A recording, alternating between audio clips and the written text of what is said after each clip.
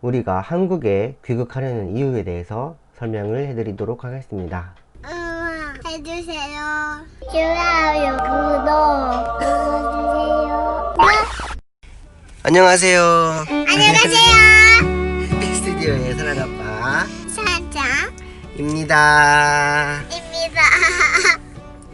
사랑짱, 여기 어디야? 여기는 건너이에요. 공원에 잠깐 놀러 왔는데요. 두 사람이 자고 있어서 일어날 때까지 잠깐 사랑이랑 이야기를 하려고 합니다.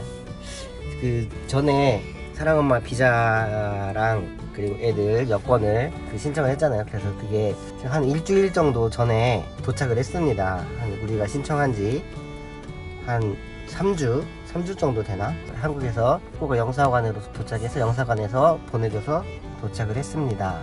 그래서 지금 애들 여권도 다 준비가 됐고 사랑엄마의 한국 국민 배우자 비자도 다 준비가 됐는데 우리가 못 가게 됐어요, 한국을.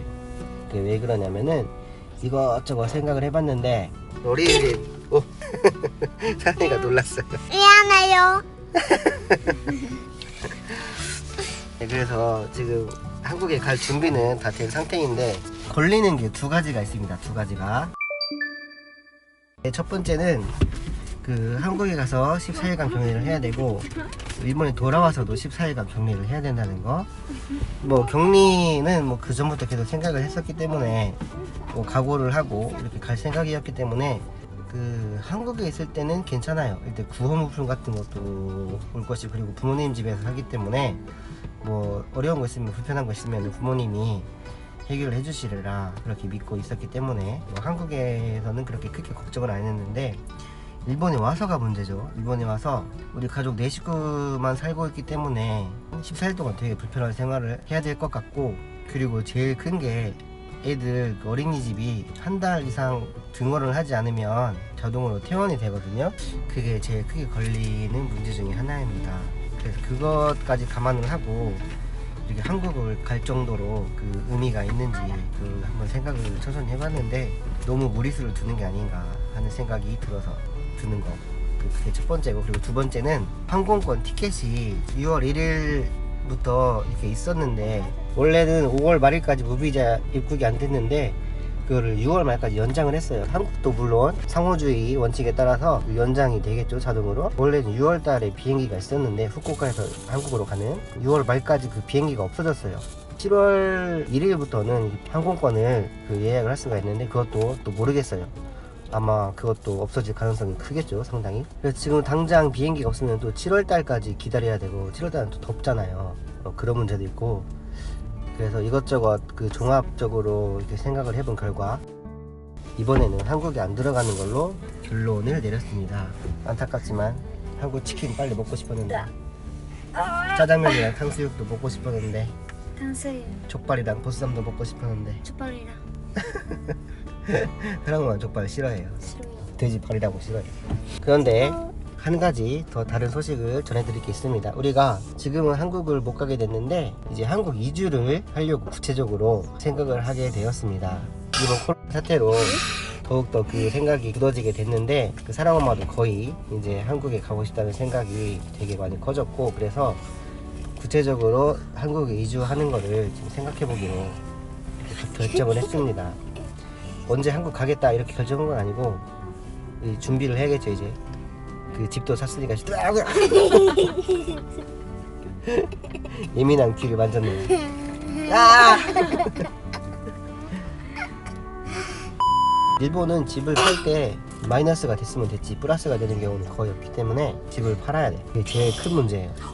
그리고 장인 장모님의 설득도 해야 되고, 허락을 안 해주셔도 가긴 가겠지만 그래도 어느 정도 이렇게 대화를 해서 기분 좋게 갈 수 있는 상황을 만들어서 가는 게 낫겠죠. 빠르면 올해 가을, 늦어도 올해 겨울에는 들어가서 아이들 한국어도 제대로 가르치고, 그리고 내년 3월부터는 어린이집이나 유치원에 들어갈 수 있도록 지금 그렇게 생각 중입니다. 네, 어쨌든 우리가 한국에 이주를 하기로 결정을 했기 때문에 이번엔 한국 못 가게 됐지만 한국에 이주를 무사히 잘 마칠 수 있도록 응원 많이 해주시기를 바랍니다. 해주세요. 응원 많이 해주세요. 해주세요. 그러면 한국에 갈 준비를 잘하고 구체적인 계획이 생기면 다시 하나하나 영상에 담도록 하겠습니다. 이어서 우리가 한국에 귀국하려는 이유에 대해서 설명을 해드리도록 하겠습니다. 여러분들도 물론 많이 아시겠지만 그래도 제가 지금 일본에서 보고 들은 한국에 대해서 잠깐 짧게 정리를 좀 하고 가도록 해볼게요. 지금 한국은 세계적으로 지금 주목받고 있는 나라죠. BTS로 대두되는 K-POP, 아카데미 사관왕에 빛나는 영화 기생충, 조선업 수주율 세계 1위에 C19의 가장 위험한 나라에서 가장 안전한 나라로 마법에 걸린 것처럼 변신을 하고, 더 나아가 세계 방역 모범국이 되고, 그뿐만이 아니라 위기를 기회로 만들어 C19 진단 키트 등의 의료기기 수출로 비즈니스 생태계를 구축해버립니다. 게다가 돈벌이 뿐만이 아니라 C19 대응이 어려운 나라나 한국 전쟁 참전 용사들에게 마스크 등을 지원하며 세계적으로 존경받는 나라가 됩니다. 지금도 비록 감염자 확산이 여기저기 소규모로 터지고 있지만 정부와 국민들 간의 신뢰를 바탕으로 사태를 이겨내고 있는 한국은 자유롭게 여행을 다니고 산책을 하고 사재기도 없고 직장도 다니고 세계 130개국이 넘는 나라가 한국의 KBO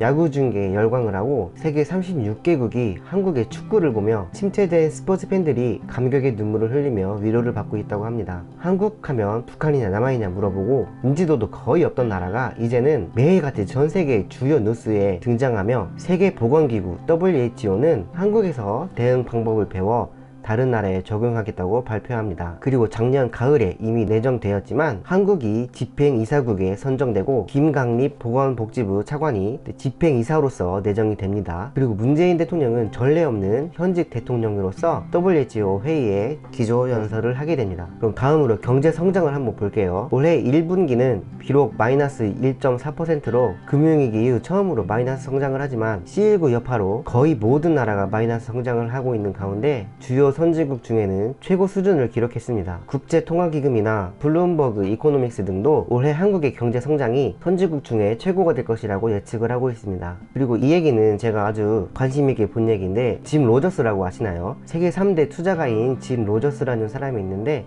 10년간 투자 수익이 무려 4200%나 된다고 합니다. 어마어마한 수치죠. 그만한 성과를 내려면 그만큼 월등한 세계적 흐름에 대한 감각과 통찰력이 있어야 한다고 보는데요. 그런 사람이 한국을 기회의 땅이라고 말하며 한국을 주목하고 있습니다. 특히 통일 한국에 대한 관심이 엄청난데요. 자신의 돈 전부를 북한에 투자하고 싶다고 말을 하기도 했습니다. 2020년 말부터 통일의 바람이 불기 시작하고 2050년까지 전 세계에서 가장 흥미로운 투자처가 될 것이고 세계 제2위 경제 대국이 될 것이라는 예언을 합니다. 그리고 동시에 일본은 2050년이 오기 전에 붕괴될 것이라며 자신의 모든 주식과 부동산을 처분했다고 합니다. 심지어는 범죄와 폭동의 나라가 되리라고 예측을 합니다. 그냥 단순히 개인적인 의견이라고 치부할 수 없는 게 일본의 지금 국가 부채가 일본 GDP의 238%에 달한다고 합니다. 그리고 그 금액은 무려 1경 2000조 원이나 된다고 합니다. 아무리 경제 규모가 크고 기축 통화가 많다고 해도 끊임없이 부채를 부채로 해결하는 아베노미스는 분명 비정상적 운영이고 인구 감소에 고령자 확대로 인해 세금 수익은 갈수록 줄어들 것이기 때문에, 그래서 여러분, 부채 돌려막기에 한계가 오면 국가 경제가 튼튼하지만은 않으리라는 건 전문가가 아니어도 예측을 할 수 있을 거라고 생각을 합니다. 저는 지금 일본에 살고 있고 저희 아내도 일본인이고 일본의 가족과 일본의 친구들을 두고 있고 그들도 행복하고 잘 살길 바라기 때문에 일본에 대한 예측성 주장은 많이 하고 싶지 않습니다. 하지만 한국을 보면 희망이 보이는 반면 일본을 보면 절망이 보이는 건 어쩔 수가 없네요. 그런 상황에서 아이들의 미래를 생각하면 우리가 어디에 삶의 터전을 잡아야 할지 아빠로서 심각하게 생각하지 않으면 안 된다고 생각합니다. 그래서 조금이라도 빨리 한국에 가야겠다고 이렇게 결론을 내리게 되었습니다. 일본에 정착하고 지금까지 뿌리를 뻗쳐놓은 나의 터전에서 벗어나야 된다는 압박감, 그리고 한국에 가서 0부터 다시 시작해야 된다는 그런 부담감은 그리 중요한 게 아니라고 생각합니다. 네, 이상으로 우리가 한국에 가야 되는 이유를 설명을 해드렸고요. 우리 가족이 한국에 가서 이렇게 정착을 잘 하고 잘 살 수 있도록 많은 응원 부탁드립니다.